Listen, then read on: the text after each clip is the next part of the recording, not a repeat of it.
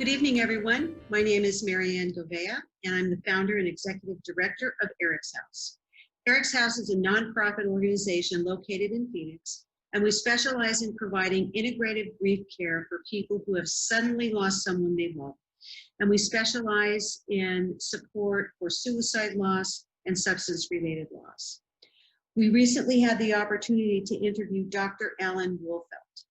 Dr. Wolfelt is an internationally noted author, educator, and grief counselor.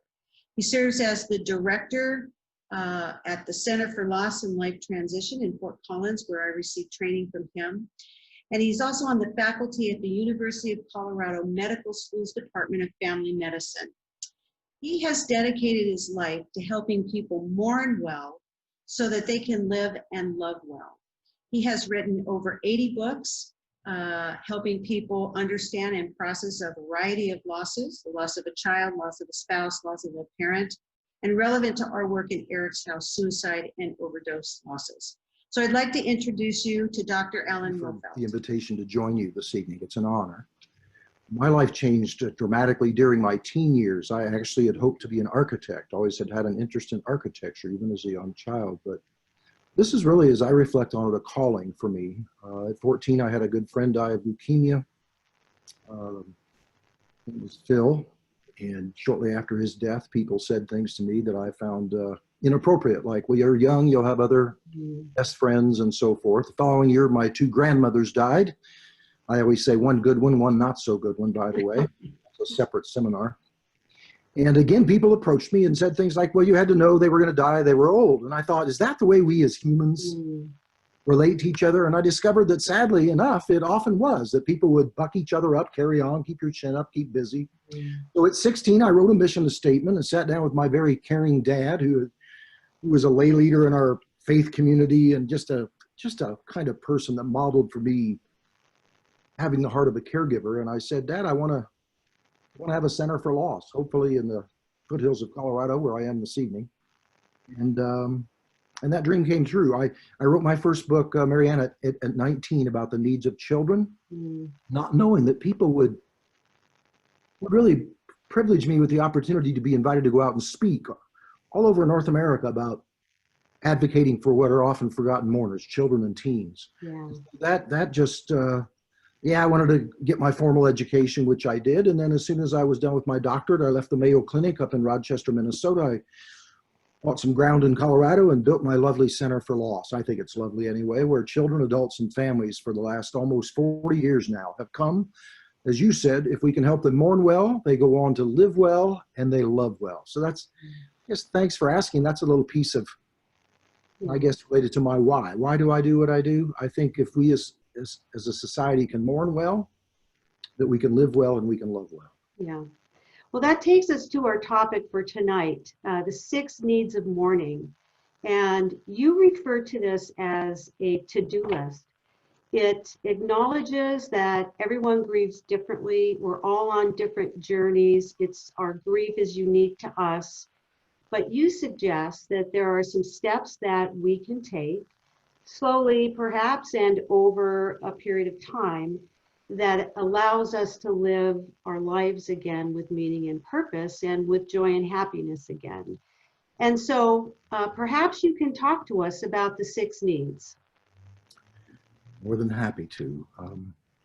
I, for years, have referred to them as central needs of mourning, that as you acknowledge, while grief is as unique as our fingerprint, there are some central needs that we've discovered across cultures and age groups that we have when someone in our life dies. And I'm not the only author to propose what we call needs-based models. I would acknowledge that you'd want to read other authors as well and decide what seems to fit for you. But we did years ago in general in death education and counseling shift from any kind of stage theory to more of a needs-based model. Bill Warden at Harvard talked about 4 tasks. Teresa Rando talks about her R processes. But for many, many years, I've written about my perception, having walked with thousands of people in grief, that there are 6 central needs we have that we have to actively dose or acknowledge in order to integrate loss. And what are they? 1, the need to acknowledge the reality of death, as hard as that is. We have to go from our head knowing to our heart knowing, because attachment and love is anchored in our heart, not just our head. And Mhm. so there's no rewards for speed to get there. But I often call that, by the way, the linchpin need. Mm. I see somebody who's not able to, over time, come to acknowledge the death or to try to deceive themselves around circumstances of death. I'll tell you that in my 40 years of experience, that inhibits the ability to do any of the other needs that I'll now go on to acknowledge. The second need is to befriend the pain of the loss. And by that, I mean, I don't mean that masochistically. It's to understand the role of hurt and healing, that when we make attachments and then that there's separation, we're going to have symptoms, or a word I prefer is signals, that reflect that we're in pain, we're suffering. And as our culture's lost an understanding of the role of hurt and suffering, many people run the opposite direction of that, and they ultimately end up becoming their own worst enemy. Mm-hmm. Because as it's been well said, the only way to the other side of grief is through it. And so by the second need, I mean befriending that pain. Third need, to remember the person who died, to know that death ends a life, not a relationship, that we slowly over time, again with no rewards for speed, we work to shift that from presence to memory. I always say, in the context of a musical metaphor, you must listen to the music of the past so you can sing in the present and dance into the future. And within that need, Dr. Wolfelt, there's the topic of triggers. So when you remember the person who died, oftentimes you can be triggered, and that that feels bad when we get triggered, but it's very necessary. Right, when we have a grief burst, call it what you want, that often is tied to either a sensory experience, seeing something, hearing something, smelling something. Certainly we're going to be triggered to go backward before we go forward. Unfortunately, some people think that's always negative. And yet to me, it's always been those who go before us saying, don't forget me. Here's a time to give attention to me, to acknowledge me. And so sometimes I think we misunderstand the concept of triggering, when I like to think of it as a grief burst that's, again, inviting us to do additional work on that particular need of mourning, to hold up memories, to know that Kierkegaard was right when he said many years ago, he said, while life must eventually be lived forward, it's understood and it's given meaning to backward. So when you have a trigger that invites you to go backward, don't shame yourself. Don't think there's something wrong with that. Acknowledge that you're now going to have to give additional attention to it, however. Yeah. Fourth need, develop a new self-identity, because we all know who we are because we have mirrors in our life. I'm a husband, I'm a father, I'm a best friend. Think of some of your listeners out there could think of who they are in relationship to people around them. When somebody dies and you lose a mirror, I've had hundreds of people come into my center here and say things like, I just don't feel like I did before. Well, of course you don't. You've lost a mirror. Someone in your life has died. Yeah. When we lose a mirror, we experience what, some people formally called identity diffusion, which is essentially that you've lost a sense of who you are. Because you don't just mourn the physical loss of someone, you mourn your lost sense of self. I've had thousands of people say to me, when he or she died, I felt like part of me died too. And that's part of that reflection of lost identity. Yeah. Fifth need, to search. Gosh, I could talk for 2 hours on each of these needs. You probably know, but anyway, thanks for asking. The fifth need is to search for meaning. That I always say, those who do not search do not find. And sadly, in our culture, many people think that searching for meaning should be given to someone who's bereaved from the outside in. So they come up and they give outside in messages. Well, do you have other children? Or are you adding 50 years? Mm-hmm. So one thing I just briefly introduced around this need is to know that search for meaning occurs from the inside out. And often it's reflected in language like, why him or her? Why now? I always say, why precedes how, particularly in the face of sudden traumatic death. It's organic to say why. So I plead with any of you out there, never say to someone, don't ask why, because we've come to understand that's a meta communication about, I've lost meaning, I'm searching. Will you be present to me and enter into the wilderness of the search? Or will you think from the outside in, you're going to shut that down? So that's the fifth need. And then the sixth need really ties to your mission there at Eric's house. It's ongoing support, because mourning by definition is the shared response to loss. We can't do this by ourselves. It's bigger than us. It's the most humbling experience of our lives. So thank goodness for organizations like yours that offer support groups and individual forms of support to create that context to give ongoing support. Because the day doesn't come when you wake up and say, I'm done. Mourning never discreetly ends. Only as time goes on and you do your work, it may erupt less frequently, but it will erupt. And when it does, we need our fellow human beings. Yeah. Grief is internal. Mourning is the shared response. It's only through mourning, having that shared group of people to walk with us, that we're able to come out of darkness and into light. Anyway, Marianne, that's a very brief introduction to 6 central needs that we all have. And the challenge again is, I want to say it one more time, the linchpin need is that very difficult, naturally dosed need of acknowledging from head to heart that someone you were in relationship has died, and acknowledging that directly in a way that unfolds your ability to befriend all the other 5 needs. Yeah. Well, thank you. That was, I know, a very quick discussion around the 6 needs, and I know we can't cover all of them tonight, but there's a few that are particularly relevant to our client base here in Eric's house. And one is the second need, embracing the pain of the loss. And your book, The Journey Through Grief, everybody can see that. It's an amazing book. I'd like to share a reflection from that book. It's one of my favorites. It says, surrendering to my grief means allowing myself to feel. It's about trusting in my capacity to come out on the other side of my overwhelming hurt. Instead of defending against my pain, I just release myself to the flow of experiencing it. And I know that was very difficult for me, and I know it's difficult for our clients, because it is just so unbearable. And we're not taught about grief, and we're also not taught about mourning. We talk about our grief journeys. We never talk about how we mourn our loved ones. So maybe you could talk a little bit about that. Well, to me, it reminds me to acknowledge to your listeners out there that again, we live in what's been termed a fairly, I write and others write about, a mourning avoidant culture, emotion phobic, if you will. That if we do believe, as I do, that the only way to the other side is to befriend that pain, we don't again mean it masochistically. It's in the context of support and nurturance and an awareness of how naturally, that's why we call it the hard work of mourning. It's not done easily. And so when I say dose your pain, yes, deny your pain, no.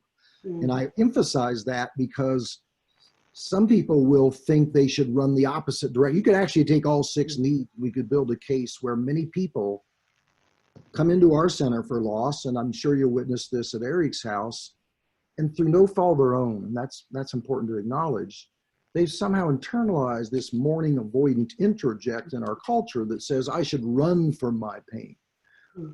But we've really come to understand that, again, there's truth in the only way to the other side is through. And so we find ways of creating support for people, helping them be self-compassionate, helping them understand that the symptoms or signals that they're having, whether that's disorientation, confusion, protest emotions, regret, review, heightened loss, emptiness, sadness, to mention a few, those reflect that they've been torn apart. To be bereaved means to be torn apart. And when you're torn apart, you come to grief, and now you need to mourn. And the need that you asked about or mentioned, to befriend the pain, means to have a support system around you that is nurturing, so that as you embrace the normalcy of the experience of loss, that you over time come to realize and be self-compassionate with yourself, as opposed to internalizing this interject that somehow says, how fast can I get away from this pain? How can I self-treat it or avoid it or go around it? Right. We often get the question, I just need you to fix me. Can you just fix this? Yes. And we know from experience that it just doesn't work that way. We have to lean into it. The second need I'd like to talk about is need number 6, or need number 5. Well, I might have the numbers a little bit off, but the whole idea of developing a new self-identity. So in my writings, it's the 4th one, but that's irrelevant. And because again, remember, while there's some sequence issue that if you don't acknowledge a death, it inhibits the other 5. We don't want to ever think of these as Right. orderly, predictable in that sense. Anyway, so the 4th need, developing a new self-identity. Yeah. I have another reflection I'd like to share with our viewers, and that is also from your book. That says, healing my grief is not in the future. It is in the here and now. And as my heart opens to the pain, part of me wants to pull away and hide from the very emotions that are part of the experience. It is in this lived through experience that I am transformed, forever changed at my core. And I mentioned earlier that, you know, I went from corporate America into doing this work because I was very much changed at my core. And I know for some of these losses that we deal with inside Eric's house, it happens to a lot of our clients. And so maybe you could elaborate on that a bit. I guess I would again remind us that we all have mirrors in our life. The mirror is the word that I'm saying. Sometimes people will hear me say that and say, what are you talking about? We have mirrors in the context that I know who I am and you know who you are, because every day we have interactions with others that help us have defined roles, whether that's your husband or your child or your friend or your sibling or whoever. So when someone dies, we don't flip a switch and go, now I know who I am. No, we enter into that period of natural loss of our identity. And when that happens, we again remind ourselves, we're not just mourning the physical loss. We're mourning lost self. We're mourning lost security. We're mourning lost meaning. There's always this ripple effect. Mm-hmm. And that 4th need of lost identity ties in many ways to all 3 of them in some way, shape, or form, but in particular, that lost sense of security, because we're in relationships in large part because they infuse meaning and add identity to our lives. So when someone dies that's given us meaning and given us identity, we're thrown into this place of liminal space where we're betwixt and between, where I don't know who I am. And we question maybe even our capacity to want to go on living. So there's a real interface, Marianne, between, I believe, that 4th need of losing your identity and losing a sense of meaning in your life. And people come into our center and they give us cues all the time. Can you be present to me in this wilderness, if you will, metaphorically, that they're in? Or are you going to try to pull me out or move me to the left or the right? Or can you create hospitality combined with sanctuary, 2 concepts I love. Hospitality, best defined by Henry Nouwen in the Helping Literature years ago, shared space where a stranger can become a friend. Combined with sanctuary, you disengage from normal demands, and now I can give attention to these needs of acknowledging the death, learning the role of hurt and healing, giving honor to the continued relationship, moving it from presence to memory, working on your changed identity, searching for meaning, and getting ongoing support. Yeah. So that 4th need of changed identity, they're all slow needs. And I always say before I see anybody in counseling, I do 2 minutes for myself. By the way, it's my ritual of reception. No rewards for speed, not attached to outcome, divine momentum. And that ritual of reception, in my experience, opens my heart, my well of reception, to their heart, their well of reception, in a way that allows them to create enough safety. If you're not safe, you grieve, but you never shift it to mourning. And when you live in a mourning avoidant culture, there's a lot of invitations around you that would prefer you keep it to yourself. And yet a central truth we've come to understand is through active, authentic mourning. And by authentic, I mean, if you had a difficult relationship with someone and you can't acknowledge that, you're not being authentic. While that may have a sequence of timing to it, I can't emphasize enough, our mourning must be authentic. If it's not authentic, we go on hold, we carry our grief, we live in the shadow of the ghosts of our grief. Yeah, and it's like I mentioned earlier, we don't really talk a lot about mourning as being the outward expression of our grief. And I think that's part of the learning when you suffer a loss. Has that been helpful to you, can I ask you? Because, people, I find it will often come up to me and they'll stand in line after I do like a public program and they'll have this aha awareness. I've been grieving. I haven't been mourning. And then we give them hope. expectation of a good that is yet to be. Well, if you mourn, guess what's going to happen? There's going to be an opportunity to know that while you're transformed and changed forever by this loss, that you can come out of the dark, metaphorically, and into the light. But if you grieve and don't mourn, you stay in darkness. It's a thing we've observed for 40 years. Right.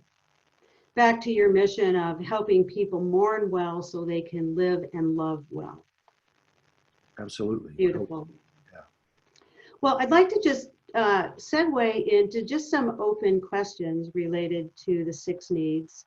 You know, you mentioned earlier doing the hard work of grief. For me, it was the hardest work I've ever had to do. And, you know, it took me a while to understand how active grieving was and how necessary it was for me to be actively mourning, meaning every day stepping into it and just let it flow. Maybe you can explain the hard work portion of that. Yeah. Well, let me again remind folks, grief is internal and it's inert. Mourning is external and it's active. And it's through that active process that we ultimately integrate losses into our life. But here's the beauty of it. One of my favorite things, I get to know somebody. There's all these shapers, of course, of our experiences of grief. What was our relationship? What were the circumstances of death? Did you participate in ceremony, your cultural background? But one of my favorite things is learning your unique personality and how that's influencing your mourning, and then matching up ways for you to mourn that are appropriate for you. For example, if you've never written a postcard and I send you home with a journal, which can be a form of mourning, taking what's inside outside, I've mismatched that to your unique personality. If I say everybody always has to go to a support group, how inappropriate, because that's the last place for some people, particularly people with a lot of natural complications in their grief, or don't meet some of the common bond of experience with other members in the group, whatever it may be. We always pre-screen people for that. My point being, the beauty of mourning is there's no one way to do it. It's lovely to study it across cultures so that we don't sit in judgment that if somebody's keening, they're not doing well. Keening is done in many cultures, loud, guttural, visceral sounding noises of protest. Well, as long as you aren't hurting yourself, hurting somebody else, or destroying property, I shouldn't send any kind of judgment of what you're doing with your mourning. But if I get to know you as a personality, and I got a large tool chest of ways in which we can access your mourning that creates it becoming more active, then we get to witness the beauty of how somebody may have come in initially, they can't even say their precious child's name or their spouse's name. And then we help support their mourning, and we help them dose those needs that we articulated.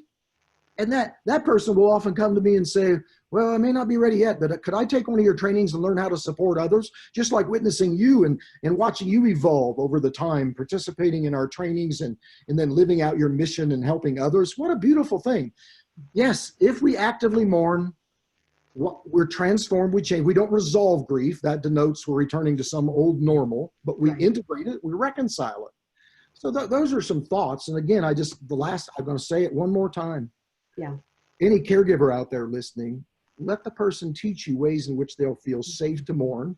Keep developing a multitude of avenues through which you can then match up ways for a person to mourn, but make sure it matches the unique personality, and keep asking yourself, is this person teaching me they'd feel safe to mourn through the use of journaling or attending a group or using arts like music or whatever it may be. Mm-hmm. Great. Anyway, I probably went on a little too long there for you. No, that's good. I'm excited here. Yeah, you know, we talk, and of course we talk about it inside Eric's house with our groups, that this concept of dosing. Maybe spend a minute on that. Well, dosing I've written about extensively because too many people don't realize there's no rewards for speed with grief. Grief, it demands 3 relationships that have kind of flip-flopped that I've written about in my book called The Paradoxes of Mourning that disallow dosing. But what we mean by dosing is there's times you give focused attention to your mourning. There's other times you need a timeout, or you die of a broken heart, literally. So thank God for denial. Yeah. You know, I always say, thank God for denial, but there comes a time to do that linchpin need, slowly and gently, of acknowledging the reality of that death, as hard as it is. So the concept of dosing is allowing yourself to know it's okay to take time outs from active engagement in those needs of mourning, for example. Does that make sense to you? It sure does. And it reminds me about self-care, take time out, which none of us really do. Very good with self-care. When we ask our clients, what are you doing to care for yourself? They throw their hands up in the air. We just don't know what to do. But when they're in the throes of mourning and allowing themselves that time just to be with it and do it well, that is a form of self-care. They're not denying the feelings. It's allowing yourself to be self-compassionate, to know that by definition, mourning requires the shared response. And I love to always, you make me reflect on the reciprocal relationship. You mentioned, not everybody's always good at receiving, but there's this lovely reciprocal relationship. To give, you must receive. To receive, you must give. Mm. But what happens to many people is they'll be projected on with, well, the best way to help yourself is help everybody else. And they may too quickly be at risk for thinking their role is to go out and help others. So receive, receive, receive, receive. A time will come when that shifts. It's done that for you. But that requires surrendering to your need to mourn, standing under something that's more powerful, being humbled by the journey, being willing to receive support, and being self-compassionate to just initially breathe in and breathe out. I often say to people early in grief right now, all you've got to do is breathe in and breathe out and be willing to accept the support and the love that we want to encircle you with. Yeah, well said. I'd like to segue over to a recent article that you wrote on the pandemic of grief, of course, referring to the COVID-19 pandemic. Yes, ma'am, I did write that article, I do believe, and I talked about how, well, while we have had a health pandemic, the thesis of my piece I wrote, a week or 10 days ago, was that we're also right now, if you think about any aspect of your life, you think about COVID-19, it's just layered in grief, whether it's grief from having to be physically distant from those you love and care about, to the financial challenges that people are encountering, to the heartbreaking challenge of people dying alone because somebody can't be physically present to them, which whenever anybody enters a transition from alive and living to dying, they should be and need to be surrounded by those that they love. Mm-hmm. So the thesis of my piece was that this health pandemic also has naturally brought about a grief pandemic. And then I tried to identify some of the subgroups that are very much at risk for things like loneliness and things like that. So was there anything in particular you want to ask me about that? Sure.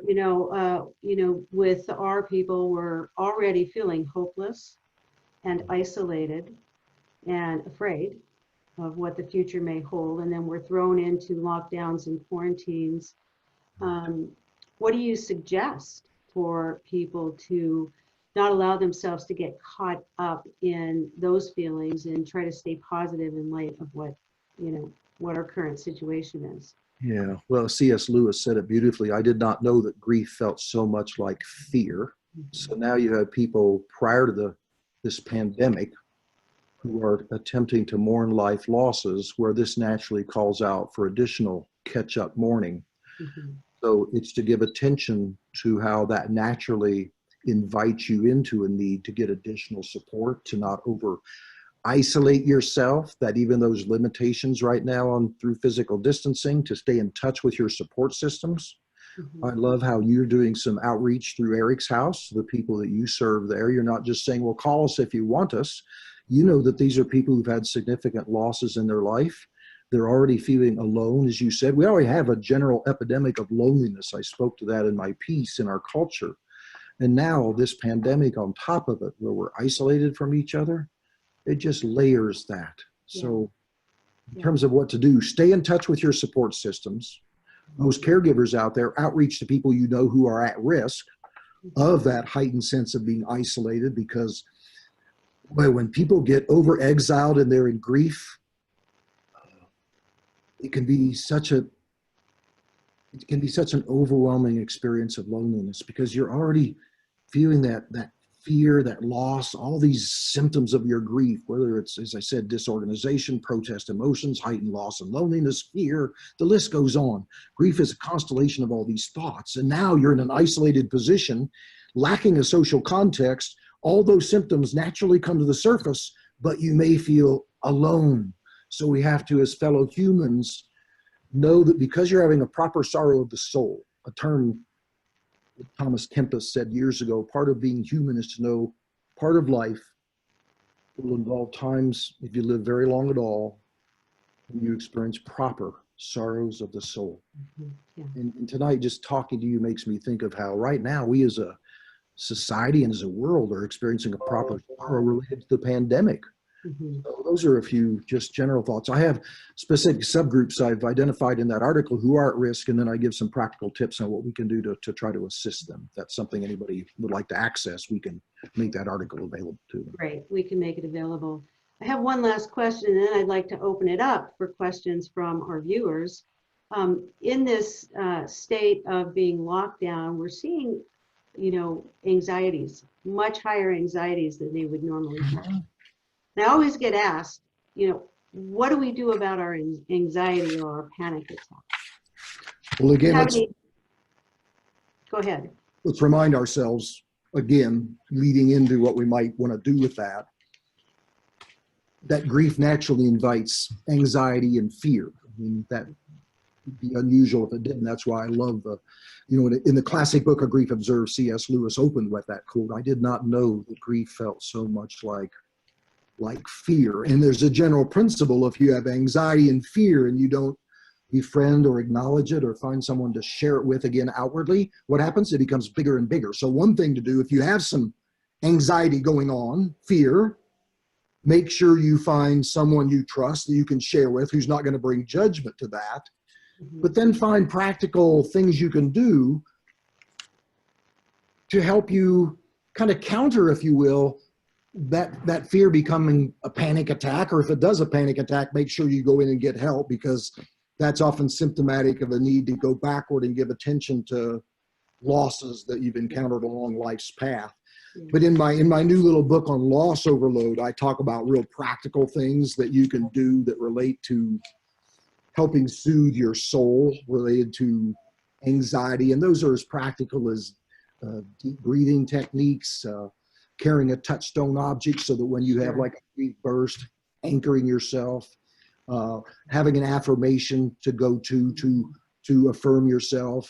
And something as simple as even going out into nature can be very anxiety or stress reducing. Sure. So those are just some real practical things. Finding things that can soothe and calm you. Yes, self-soothing activities, if you will. Okay. I made a whole list the other day for somebody who asked me to give me a list, they said, of some quiet, calming activities. And among them were things I came with like nurture your spirit, sit in stillness, stay connected, love yourself. If you're a journaler, journal your thoughts and feelings. Engage your body, because psyche and soma go together. Cultivate kindness, be generous, have gratitude. The list goes on, but there's there's a multitude of things we can do when we're anxious to soothe our soul or to calm our anxieties. Yeah. Well, I think as we've talked, it might be your next book. All right, I'll take that on. Okay. I'll say you'd like one on focuses on the anxiety and fear that's such a part of grief. Yeah. Okay, that sounds. I did one on depression and grief. I think we deserve to do one on anxiety and grief. Okay. Oh, Sounds good. what an honor to visit with you about this. This is enjoyable. Thank you. I'd like to turn it over to Patty. By the way, Patty is our board chairman, and she's facilitating our Q&A session for us. So Patty, I'm turning it over to you. Thanks, Marianne. If any of you have questions, there is a chat box, and just type in there, and I will do our best to get to all of these. At this point, the legitimate time for ending in the calendar said 6:15, but Doctor has agreed to stay a little bit longer so we can get through the questions. So I'll stay till midnight or so. That's no problem. That's right. Thank you so much. No rewards for speed now. Just That's kidding. right. That's right. I think we've allotted another 6 or 7 hours for you, so it's not. Oh, there you go. There you go. First question, you've talked about changing our relationship from a physical or present relationship with the person who died to a relationship of memory. Can you please explain that further? Absolutely.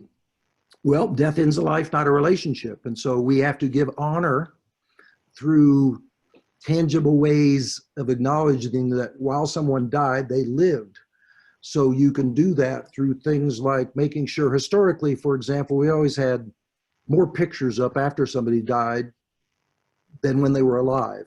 Sadly, today in a mourning avoidant culture, if you do that, there's going to be a segment of people who come over and inappropriately use words like, well, I see you've created a shrine. And I always say, lean into them and say, actually, it's a temple. Let me tell you about it as you give honor to those that go before you. So we want to do things that acknowledge the reality that we still are in relationship with people that have died. But at the same time, that interfaces with the need to acknowledge the reality that they have died. I just did a consultation not long ago where the linchpin need of mourning of acknowledging the reality was such that there was a total denial of 8 years after the death of how the person died. And then doing a home visit, there was manifestations that were very different than normal ways of honoring memory. There was no space on any wall between any picture. The woman wouldn't go out of the house in this case. Her husband initiated the consultation because he said, I didn't just lose my son, I've lost my wife. She was among the living dead.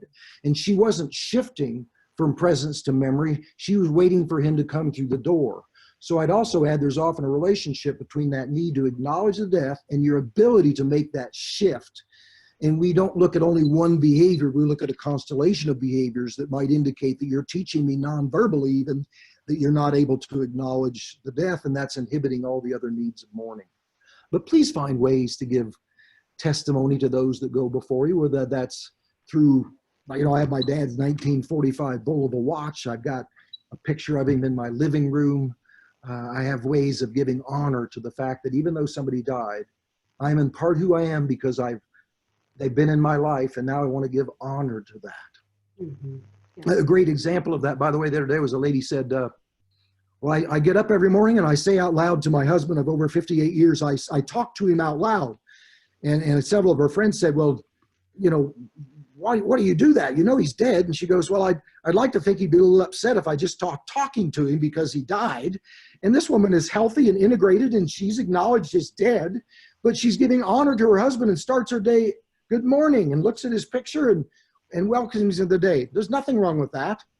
You just have to watch who you tell that you do those things to, right? Because not everybody gets that. We always say you split people in thirds when you have a life loss. A third of people are neutral. They don't hurt you, but they don't help you. Another third, you'll feel worse when you're around them than you did before. And thank goodness for the helpful third, the people who will hold up, enter into the wilderness of grief, know that you're the true expert, know that you don't resolve grief, that you're transformed by it, which means an entire change in form. It's not going back to some old normal. I love thinking that my goal in helping people is to come to reconciliation and transformation. Reconcile comes from Middle English. It means to make your life good again. If we do the hard work of mourning, we can make our lives good again. That's the best testimony we give to those that go before us. You have a choice. You can lay down, and some people do, and just say, I quit, I die. But that's the worst testimony to give that goes before you. Instead, do something like Mary Ann's do. You find a good cause, you infuse meaning and purpose, you help other people. Beautiful. Mm-hmm. Well, thank you. Our next question. Often when a loved one dies, adults look for structure to help them recover. But what about young adults, teenagers? Do you find that these 6 needs are effective to help young adults work their way through grief?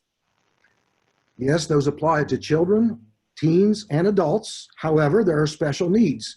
I often say teen grief equates often with naturally complicated mourning because the major developmental task of a teen and a young adult is to devalue adults around them in order to achieve autonomy and separation. Any of you that have kids or have had kids know that that's their major developmental task. So the challenge you have with young adults and teens is you have to be very outreach oriented because they often, not all, don't overgeneralize this, But in my experience, about 70 to 80% of them will deny their need for help when you reach out to them and end up pushing away the very support they need and deserve. And we don't want to shame them for that because, again, it's one of the most powerful developmental tasks of late teens and young adult life. But the 6 needs apply. But the big key to our caregiving role is be outreach oriented. And if it can't be you, particularly if you're part of their family, family's a pressure cooker. They'll unconsciously protect you from your pain by denying theirs.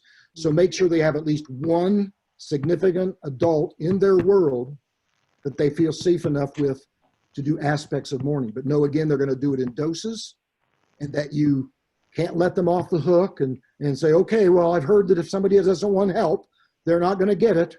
No, particularly with teenagers and young adults, outreach, outreach, outreach. I can't tell you how many times I've had teens test me where they'll come in for their initial appointment to the feeling doctor, and they'll test me, and I'll get on the phone and I'll call them up. I'm not one of those therapists who thinks, well, they don't want to come in. No, I call them up because I know that's a developmental reality. And then we develop a helping alliance, and before long, they're not testing me or skipping appointments anymore because they look forward to coming in. But it's only because I've been able to outreach to them. But those 6 needs, specific to the question, yes, acknowledge the death, befriend the pain, remember the life, develop a new identity, search for meaning, get ongoing support. And if they don't do it, they carry that into their older adult life, and then they'll have other losses. And as you know, whenever you have a current loss, you unconsciously go back and review all your other losses. I've worked with many adults who didn't get help in their late teen or early adult life, and now they're 50 and have a loss. And now we're going back and we have to do catch-up mourning to all those losses because nobody outreached to them at the time. Long-winded response, sorry about that, but it's one of my favorite areas to help people understand. Outreach, don't sit back and say, well, if you want to talk, let me know. They're not going to do that generally. So expand on that just a bit. If I'm a caring adult that's trusted in the community, in the family, what is something I can say? How do I approach that young adult rather than say, hey, how you doing? What are the words I could say to try and start a dialogue? Young adult or otherwise, it's much better instead of saying, how are you or how are you doing? It will call for a totally different invitation to respond when you say, how have you been surviving since your dad died? Wow. Surviving versus how are you doing, which is a cliche interaction, because 9 times out of 10, they're going to say, I'm fine, and you? How are you surviving? And they'll catch their breath and go, this is somebody who genuinely cares. And then know that again, developmentally, they're going to need time to put their words from their heart and soul into ways that you might understand them, but keep coming around. Don't go away. But that's a specific shift that makes a dramatic difference, just in how you invite somebody to teach about loss. How have you been surviving since, and use the name of the person that died or the relationship, your dad, since your dad died. Can you help me understand how you're surviving? And that relates to always using a teach me model. That's the essence of a companioning approach as opposed to treatment. It acknowledges that the true expert is the mourner, that while I have a body of mysterious knowledge from my walking with thousands of people and losses in my own life, every person I see is my teacher. And instead of me thinking I've got to do something to them, it's them having conditions created to teach me from the inside out how they've been forever changed by this life loss. Okay, thank you. Next question. Is it important to understand that the needs are linear, or is there fluid movement between these needs? Fluid movement, with the exception that, as I mentioned, the linchpin need of mourning is acknowledging the death. So if I see somebody and they've had a suicide death and they keep telling themselves that, no, they died in a car accident or it was homicide, but we've had a series of events occur that make it clear it's not what they're claiming, then we know that that's going to inhibit all those other needs. So no, they're only numbered at times in my writing, but they're not, we're going to do this one and then this one, with the exception of if you don't acknowledge the death authentically, openly, honestly, and knowing that's hard to do. So we have empathy for people there, but that is a sequence issue because the other needs cannot unfold unless you acknowledge that. But otherwise, you're going to flip back. You're not going to go, I think I'll do these in sequential order. Today, I'll befriend the pain, then I'll remember the life. No, it doesn't work like that. They interface. They're not mutually exclusive. They interface with each other. But boy, in my 40 years of being honored to walk with so many children, teens, adults, and families, every day people come in. That's my helping role job description, because they'll give me cues as to which of those needs they kind of are trying to give attention to, but they need help. So if you come into me and say, there's just no way this happened, I can't believe it occurred. Well, that ties to the first need. We're going to have to help you look more at what did happen and have you teach me your understanding and maybe help you access more information. If you come in and say, every time I try to bring my mom up, everybody shuts me down, you're giving me a cue. You need some more work on the third need. If you say to me, like a little 6-year-old said to me when her 4-year-old little brother died of a brain tumor, Melissa said to me, called me the feeling doctor. She goes, feeling doctor. We're sitting right out here behind where I'm sitting right now, looking at deer. And she goes, out of sacred silence, she goes, am I still a big sister? Well, that's the fourth need. So if you have high levels of immediacy and high levels of empathy, hopefully that's natural, and you know that they're the true expert, they're going to give you cues. And then your role is to create the hospitality, that shared space where they can give attention to befriending that need, not pushing them away from them, but moving them toward it. Wow, thank you. Shifting gears just a little bit, here's a question. My husband thinks I use him as a punching bag when I make statements about what I'm feeling and expressing. When I have a grief burst, how do I explain that it's not about him and it's not him I'm angry with? There's a really good example of the pressure cooker phenomenon that I would like to briefly create the backdrop for. Everybody within a family system, when someone dies, has a high need to feel understood. And the higher your need to feel understood, the less capacity you have to be understanding. So when somebody has a grief burst, in the example you've given, and acknowledges that to somebody, in that illustration, somebody might be over-personalizing it or thinking it's their fault, which often happens within the pressure cooker because we care about each other, not that we don't. So I'd do a couple things to help that couple to not personalize that. I'd make sure they both get some support outside that system because of the dynamic they're in, both having a high need to feel understood, little capacity to be understanding. So you have a grief burst and somebody personalizes it now, instead of freeing you to mourn, you've locked it down, you shut it down. So make sure you get support outside the system. Make sure you get somebody outside, if you're a couple and you're struggling in those ways, to release some of that pressure, to help bring some objectivity to helping you understand that you've maybe personalized something that really isn't about you. She just needs you to not think you have to fix her right now, but allow her to have her grief burst. So if people can help them understand that, that releases some of the pressure. But even more importantly, make sure you don't say to people, well, at least you have your family, because everybody in that family is affected. Now, obviously differently depending on their relationship and so forth. But to release the pressure, I'm a family therapist. But if I see a couple whose child has died, I see them together some, but I see them individually because they can mourn in ways that when they're not in the same place together, that they won't otherwise do. And that has to do with that very thing you described. She has a grief burst, he personalizes it, then they both shut down. She needs to be able to have her grief burst, him not feel responsible for it, but for her to be able to fully befriend the grief burst, she'll have to probably do it outside of that system unless we can help him have some understanding of what's occurring for him, where he's feeling too responsible for what she feels. But he's doing it out of love, and we'd help him understand that. I always say I never push Kleenex on people, except if my wife cries, I can't get to the Kleenex box fast enough, right? That has to do, not that you don't love somebody, but that you do. So when they hurt, your instinct is to want to shut that down, when really it needs to be able to be present to that.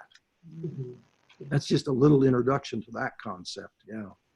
That's a session on itself. Doctor, what are some of the unique challenges of death by suicide and grief? Oh, goodness. I equate suicide grief, of course, with natural complications of grief based on just the special features that come into play. You have three things come together in combination, for example: premature, unexpected, calamitous.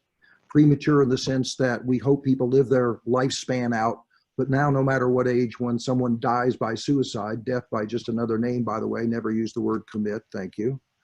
you have an element of it being premature. It's unexpected. So you come to grief before you're prepared to mourn. Somebody comes into your house or knocks on your door, the phone rings, and all of a sudden you learn that somebody was alive and living one moment has died. And it's calamitous, that third element, in the sense that if you believe, as I do, in the sanctity of human life, you want people to live, to not take their own life. So you have those three things coming together in combination. And then you're still anchored that while we've come a long way in stigma and taboo in our culture, where many people, I have people every day come up to me and whisper, will you be talking about suicide? And they drop their voice telling me that they've internalized that. So, gosh, I have a 4-day training that I think Marianne and others have attended, where we look in depth at the natural complications, but remind ourselves that regardless of how someone dies, those 6 needs apply that I highlighted. People deserve and need that support and are often at risk for grieving but not mourning because of the stigma and taboo that still surrounds suicide. And again, we need to be so outreach oriented to get people with other people who've had similar experiences, because our research clearly shows one of the most huge ingredients of support groups is the common bond of experience. So I try to bring survivors of suicide deaths together in ways that create healing ingredients very different than in a mixed loss group, because it acknowledges that healing ingredient of the common bond of the experience. That's just a very brief response to your question. And we do see some similarities between suicide and overdose losses. Yes. In that they are sudden, unexpected. There's a degree of self-harm and layers of guilt, regret, the woulda, coulda, shoulda process that we all go through. Yes, you were very helpful to me, as a matter of fact, in reviewing a little resource I recently wrote on overdose deaths. And I remember you commenting about that overlay, Marianne, and that's so very true. And I hope I gave that justice in that writing about the significance of the loss to overdose deaths. And there is that overlay, absolutely. Again, one thing you make me think of too is that, I'm big on being very tentative, that good caregivers are tentative, that we don't prescribe, but we know that based on certain circumstances, people may teach us that certain things are experienced, like potentially things like guilt, but it's one of the most prescribed ones for people. Oh, I bet you feel guilty. No, that's an outside-in message. Some people might feel that, others don't. So a reminder to any caregivers out there, let people teach you what applies and what doesn't. Don't be what I call like grief buster, where you say, this is what you're going to experience. And you just reminded me of that beautifully, because you mentioned a few emotions people might have, and I know you do that very tentatively. But I just want to warn the listeners out there, don't go up and tell somebody, oh, I bet you feel guilty. Well, I didn't until you brought it up, So be familiar with what people might experience, and then let them teach you, and then know how to be responsibly supportive, depending on what they teach you they're experiencing. Yeah. Okay, I'm going to wrap it up with one last question, and then we'll close out. When people say unhelpful things in moments of grief and need, what are ways to set boundaries with that person to prevent them from giving those unsolicited advice or thoughts in the future? What a lovely closing question tonight. One, have grace. They know not what they do. I say that meaning that most people are well-intended. They just never, through no fault of their own, have learned. So maybe they come up and they say things like they did to my mother after my dad died, 4 months after their 50th wedding anniversary. Everybody, to a person, she said, approached her and said, well, you made it to 50, or you had him 50 years. So if we just use that as an illustration, my mother called me on the phone and said, you've written a lot of books about this. You better tell me what I could say to these people, or I'm going to hit somebody. And I said, okay, Mom, you're spunky, but have grace. They know not what they do. The next person that says it to you, I want you to look them in the eye. And I taught her a form of what I would teach anybody. It's called supportive confrontation, so that people don't go out and keep repeating, saying horrible things like that. But remember, early in your grief, you don't have the energy to be an educator about the fact that they just kind of secondarily victimized you. But what I said to my mother was, Mom, have grace. They know not what they do. Look them in the eye and say, I know you're trying to be helpful when you say that, but do you mind if I tell you why it's not helpful? And 9 times out of 10, people will give you permission to do it. And then I said, now you go on and say, but Don was a pretty darn good man. I think I might have taken him another 50 years. And he hung up the phone after I taught her that. 30 minutes later, my phone rings. Yes, Mom, it works. Stopped them dead in their tracks. But she did it with grace by asking permission to teach them. And also to note, I know you're trying to be helpful, but can I share with you why you say that? And now fill in the blank. Because think of all the things people say. God wouldn't give you anything more than you can bear. One door closes, another one opens. Well, you have other children, you know. I think we can find somebody for you. You're still fairly young. Can we get you on Match.com? Every day at our center, people come in and share with me the most ludicrous things that people will say. And then I have to kind of remind them, have grace. They know not what they do. Now let's be gentle with them and teach them that, like, you know, you can do different. You did what you knew how. Here's a great Maya Angelou quote tonight we can close with. You did what you knew how to do, but if you learn to do different, you can do different. As a society, we need to teach people around grief and mourning to be able to do different. Don't buck people up. Invite them to teach what it's like when you're surviving a loss that's changed your life forever. Well, thank you, Dr. Marianne. Could you show the book again? We've had a request for that, and then I will let you close it out. It's called The Journey Through Grief. It's a very easy read. It's just loaded with reflections and insights and information. It has some room for journaling, and it's just really good. I highly recommend it. Dr. Wolfelt, I wish to thank you on behalf of everyone on the call and the Eric's House team. I really thank you for your time and for sharing your wisdom and insights with us. And for our viewers, you can learn more about Dr. Wolfelt by visiting his website. It's www.centerforloss.com. And on his website, you'll find a lot of articles that are relevant to various types of losses. He's got a number of books out there, Alan, 80 some odd books.